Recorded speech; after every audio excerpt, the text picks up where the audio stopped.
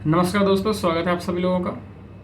आज 15 अगस्त के दी हिंदू को एनालिसिस करते हैं। उससे पहले आप सभी को देश की आज़ादी की बहुत सारी ढेर सारी शुभकामनाएं। ठीक है, देश तो आज़ाद हो गया है, अब अपनी अपनी आज़ादी ले लीजिए। ठीक है, तो कुल मिलाकर के 6 खबरें हैं जो काफ़ी इम्पोर्टेंट हैं।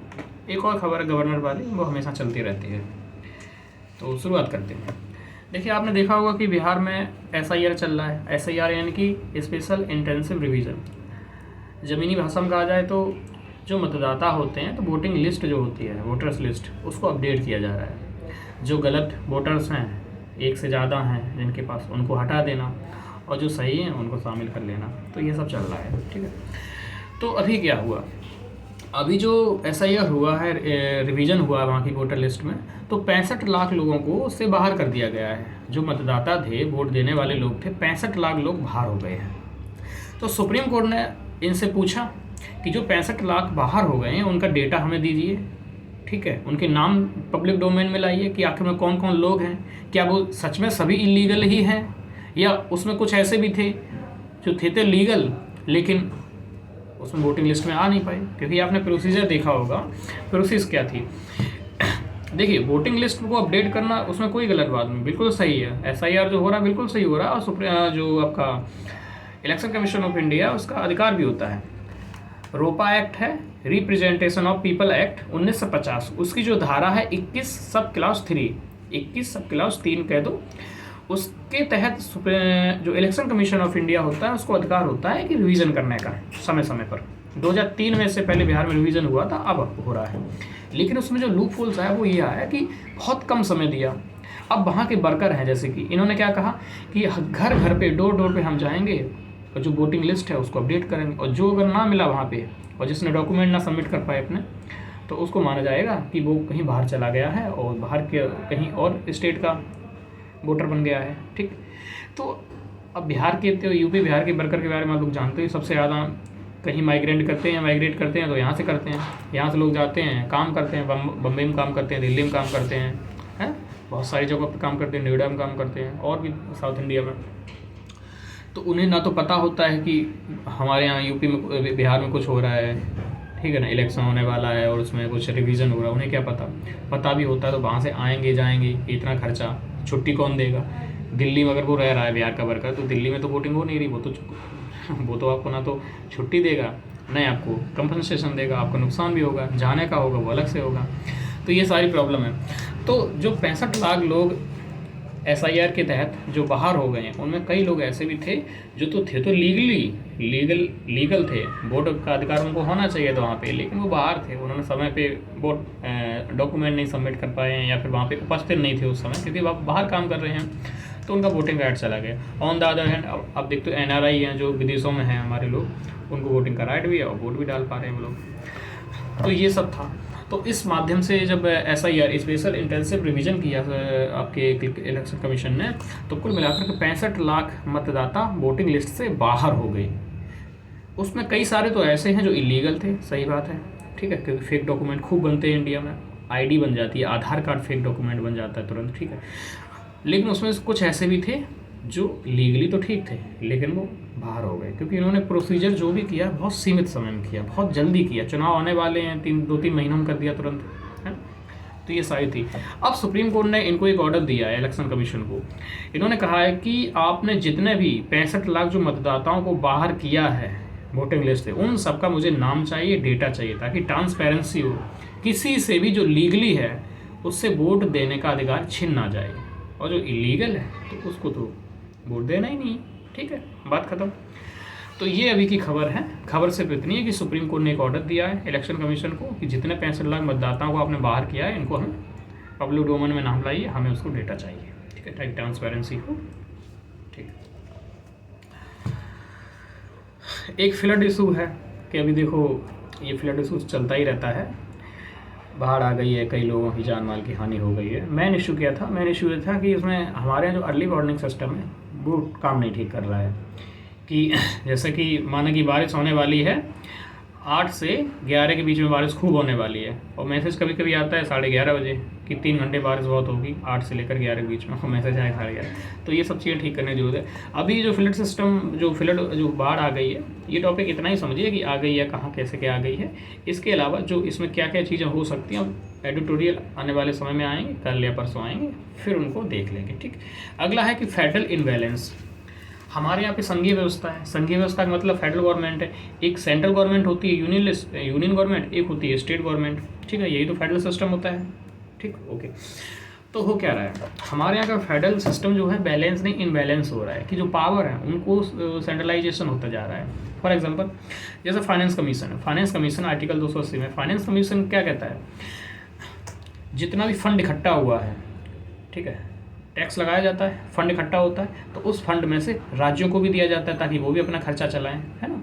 तो एक डिविजिबल पूल होता है, डिविजिबल पूल, पैसा उठाया सारा एक पूल में डाला, उसको फिर डिवाइड किया जाता है, इसी को डिविजिबल पूल कहते हैं। और फाइनेंस कमीशन की जो सलाह होती है उससे किया जाता है। तो 15वां जो फाइनेंस कमीशन था, तो उसने कहा था कि जो फंड है उसमें से 41% राज्यों को मिलना चाहिए, 41% राज्यों को मिलना चाहिए। ठीक है, लेकिन वस्तु स्थिति ये है कि राज्यों को 33% भी नहीं मिल रहा है पिछले 4 से 5 सालों में, 33% भी नहीं मिल पा रहा है। मिलना चाहिए था 41%, और 33 भी नहीं मिल पा रहा है। तो ये अब दिखा रहा है कि फेडरल सिस्टम सही से काम नहीं कर रहा है, और सेंट्रल गवर्नमेंट ज़्यादा ही अपना पावर दिखा रही है, वो सारी चीज़ें चलती रहती हैं। अगला इसी में ये भी है कि राज्य आजकल कुछ काम नहीं कर रहे खास। आपने देखो जितनी भी योजनाएं आ रही हैं मोदी जी के नाम पे आ रही है, सेंट्रल गवर्नमेंट ला रही है, स्टेट तो आराम से सो रहे हैं। और जहाँ पे अगर रूलिंग पार्टी की गवर्नमेंट किसी स्टेट में है, सेंटर में जो रूलिंग पार्टी है वही स्टेट में है, तो वो तो फिर तो बिल्कुल वो सोच रहे हैं हमें कुछ नहीं करना, वो कर रहे हैं, उसी में पैसा लगा देंगे, वही हो जाएगा। हालांकि जो अपोजिशन है वो थोड़ा फिर भी कर रहे हैं। तो ये देखने का ना कि जितनी भी स्कीम आ रही है, आप भी देख रहे हो कि अभी आप जिस स्टेट पे रह रहे हो उस स्टेट में कौन आपने नई स्कीम अभी हाल फिलहाल में देखी होगी? जो भी आ रही है प्रधानमंत्री प्रधानमंत्री प्रधानमंत्री। तो ये भी एक आ रहा है। तो इससे जो फेडरल सिस्टम है ठीक नहीं हो पा रहा है। और उसमें भी जो यूनियन गवर्नमेंट भी जो स्कीम चला रही है उसमें भी क्या कर रही है, कुछ ही लोग हैं जो सारी डिसीजन पावर है जिनके हाथों में, है ना। आप आईटी मिनिस्टर हैं, आप एजुकेशन मिनिस्टर हैं सेंट्रल गवर्नमेंट के, भारत के, तो भी आपको कोई फ़ायदा नहीं है क्योंकि डिसीजन 2-4 लोग ही ले रहे हैं। तो ये भी एक इशू है। तो आपको क्या देखना है, तो फेडरल सिस्टम देखना कि जो फेडरल सिस्टम क्या है, इसमें चैलेंजेस क्या क्या हैं, हमारे कॉन्स्टिट्यूशन को उठा के देखना है कौन कौन चैलेंजेस हैं, कौन कौन प्रावधान हैं। ठीक, ये सारी चीज़ें देखनी है। अगला है इलीगल माइग्रेंट का। क्या हुआ, गुरुग्राम में इलीगल माइग्रेंट ज़्यादा बढ़ रहे थे। पुलिस वालों ने थोड़ा सा चेक करना शुरू किया, कि दिल्ली पुलिस ने, कि इलीगल जो माइग्रेंट है ये कहाँ कहाँ से आए हैं। तो फिर जैसे इन्होंने शुरू कर दिया तो इन्वेस्टिगेशन, तो देखा गया कि इलीगल माइग्रेंट जो कोई कार चला रहा था, ड्राइवर था आपका, स्विगी में काम कर रहा था, ये सब ये गायब होने लगे। फिर देखा ये गायब क्यों हो रहे हैं, तो पता चला कि ये बाहर से थे तो वापस जा रहे हैं, मतलब भागने लगे हैं। ये तो ठीक है, तो इलीगल माइग्रेंट है उनको आइडेंटिफाई करना, उनको उनके देश में डिपोर्ट कर दे। जैसे बांग्लादेश का कोई है, उनको आइडेंटिफाई करो, बांग्लादेश में भेज दो, ये तो सही है। हमारे संसाधनों पे बोझ हो रहा है ना, हमारी ऑलरेडी इतनी पॉपुलेशन है। सिक्योरिटी का चैलेंज होता है कि अब वही इलीगल जो आया है वो सिक्योरिटी से हो सकता है ISIA का एजेंट हो, क्या पता, है ना। डेमोग्राफिक चेंज होता है कि बाहर के लोग आके वहाँ पे कब्जा कर लेते हैं ज़मीनों पे और फिर पूरे क्षेत्र में, और वहाँ के जो लोग होते हैं अल्पसंख्यक हो जाते हैं। रिसोर्सेज पे बोझ होता है, ऑलरेडी हमारी इतनी आबादी है तो रिसोर्स, तो ये आइडेंटिफाई करना और रिपोर्ट करना ये सही है। ठीक है, इसमें बहुत सारे लोग अब विरोध कर रहे हैं कि नहीं ये गलत है, इनह्यूमन है। अरे भैया, हमारे यहाँ पे 160 करोड़ 150 करोड़ आबादी, उनको संभाल लें हम। आप अपनी संभालिए ना। दूसरी जो प्रॉब्लम इसमें थी इलीगल माइग्रेंट में, पुलिस वाले भी आप देखते हो काम जब करते हैं तो बड़ा ही अजीब तरीके से करते हैं। इन्होंने क्या किया, इन्होंने कहा कि चलो जितने भी बंगाली बोलने वाले हैं उनको इकट्ठा करो। बंगाली भाषा है ना, और हमारे पश्चिम बंगाल में बंगाली भाषा है, तो ना बंगाली भाषा वालों को इकट्ठा करना किया, सबसे पूछताछ कर रहे हैं, सभी को इकट्ठा कर रहे हैं, और कई सारे डिपोर्ट कर दिया। जब डिपोर्ट किया तो लोग सुप्रीम कोर्ट में गए, उन्होंने कहा ये तो हमारे राज्य में बंगाल में रहने वाले लोग थे, उनको डिपोर्ट कर दिया आपने हमारे लोगों को। तब उनको दोबारा बांग्लादेश से दोबारा बंगाल में भेजा गया। मतलब तो ये ठीक नहीं भैया, हर एक बंगाली बोलने वाला बांग्लादेशी नहीं हो सकता है ना। तो जो प्रोसीजर है पुलिस वाले वो सारी चीज़ें ठीक करें। हमारे जो बंगाली लोग हैं तो उनको तो उनके साथ गलत नहीं होना चाहिए। हाँ, बांग्लादेश के लोग उनको रिपोर्ट कर दो, तो ये है। और क्यों करना चाहिए? अब लोग कुछ पार्टी आ जाए यहाँ पे विरोध करने लगे तो ये गलत है। देखो भाई, सिक्योरिटी का थ्रेट होता है, ठीक, डेमोग्राफिक चेंज होता है, रिसोर्सेज पर ऑलरेडी बोझ होता है। हालांकि वो बात अलग है कि पाकिस्तान से भी एक वो क्या नाम था उनका, सीमा पार करके आ गई थी, सीमा ही नाम है, तो उसमें कुछ अभी क्या हुआ क्या नहीं हुआ ये बताना चाहिए और एक्शन होनी चाहिए इन सब चीज़ों की, ठीक। तो ओके अगली एक खबर है आपकी, हाँ, जूट की। जूट, आप जानते हैं कि जूट, दुनिया में सबसे ज़्यादा जूट का प्रोडक्शन इंडिया ही करता है, और लगभग कितना करता है? 70%, ठीक, 70% उत्पादन जूट का केवल भारत करता है अकेले। और ये उत्पादन कहाँ होता है? तो पश्चिम बंगाल में खूब होता है, असम में होता है, बिहार में होता है, उड़ीसा में होता है और आंध्रा में होता है। पश्चिम बंगाल, बिहार, उड़ीसा, असम और आंध्रा, इनमें जूट का उत्पादन होता है और दुनिया में सबसे ज़्यादा होता है। और हम एक्सपोर्ट करते हैं इसको अमेरिका को, ब्रिटेन को, जर्मनी, इन सब देशों में एक्सपोर्ट करते हैं। जैसे अमेरिका और यूके है, उनमें सबसे ज़्यादा एक्सपोर्ट करते हैं। इसकी शुरुआत देखी जाए तो सिंधु घाटी सभ्यता से ही मानी जाती है। सिंधु घाटी सभ्यता जब थी, इंडस वैली सिविलाइजेशन, तब से ही इसकी शुरुआत हुई थी। क्लाइमेट देख लो तो टेम्परेचर खूब चाहिए, बारिश खूब चाहिए, यानी ह्यूमिड रीजन चाहिए, खूब बारिश हो रही हो, खूब टेम्परेचर हो रहा हो। तो आप जो गंगा और ब्रह्मपुत्र का जो क्षेत्र है ना, तो यहाँ बारिश भी खूब होती है, टेम्परेचर खूब होता है, तो ये इसकी आदर्श कंडीशन बनती है।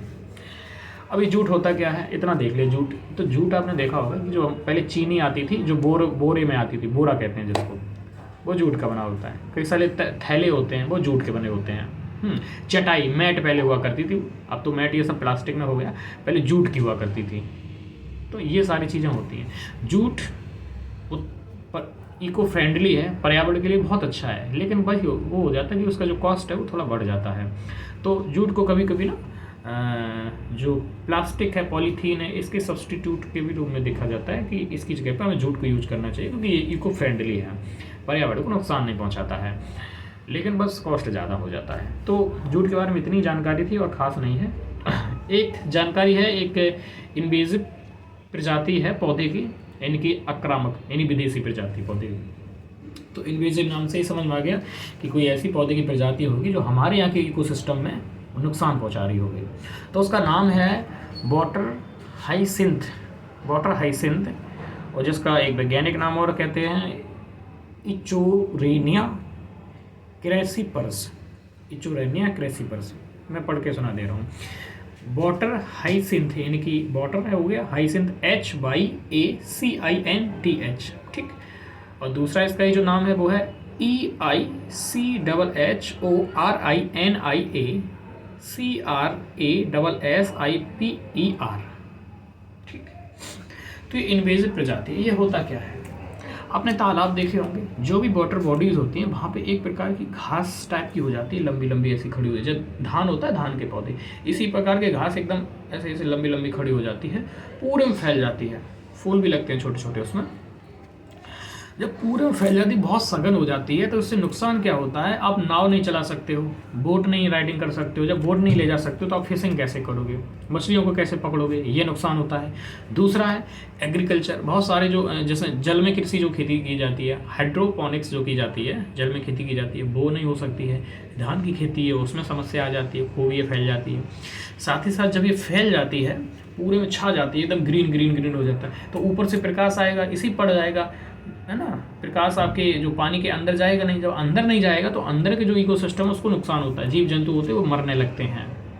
तो ऐसा ही तो वहाँ होता है जब यूट्रोफिकेशन होता है, जहाँ नाइट्रोजन और आपका जो फास्फोरस है इनकी अधिकता हो जाती है, तो यूट्रोफिकेशन होता है, सुपोषण होता है, जिसका परिणाम होता है ग्रीन एल्गल ब्लूम, ठीक है ना, शैवाल प्रस्फुटन, जिसमें क्या शैवाल पूरे वाटर बॉडीज में फैल जाते हैं और प्रकाश नीचे नहीं जा पाता है। नीचे क्या होता है, ऑक्सीजन खत्म हो जाती है, जीव जंतु मरने लगते हैं, फिर पूरा इकोसिस्टम तबाह हो जाता है।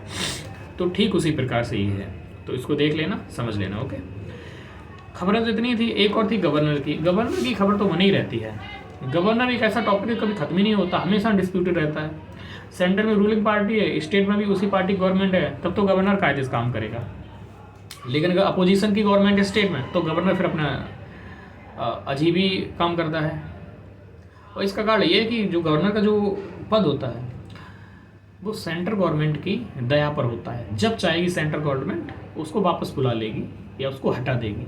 तो वो हमेशा इसीलिए अपने पद पर अड़ के बैठा रहे गवर्नर, इसलिए वो सेंट्रल गवर्नमेंट के इशारों पे नाचता रहता है, उसके इशारों पे काम करता रहता है। ठीक, अभी देखो लेफ्टिनेंट गवर्नर जो है आपके जम्मू कश्मीर के, वो मामला आया ही था, ठीक है ना, जिसमें अभी मैंने कल आपको न्यूज़ में बताया था कि वहाँ पे जो 5 लोग अपॉइंट होते हैं उनको अपॉइंट लेफ्टिनेंट गवर्नर कर रहा है, लेकिन without the permission and advice of council of ministers. ठीक है, कर रहा है, तो ये ठीक नहीं है। और यूनियन गवर्नमेंट ने भी हाई कोर्ट में बोल दिया था कि करने का अधिकार है, जबकि ऐसा कुछ नहीं है।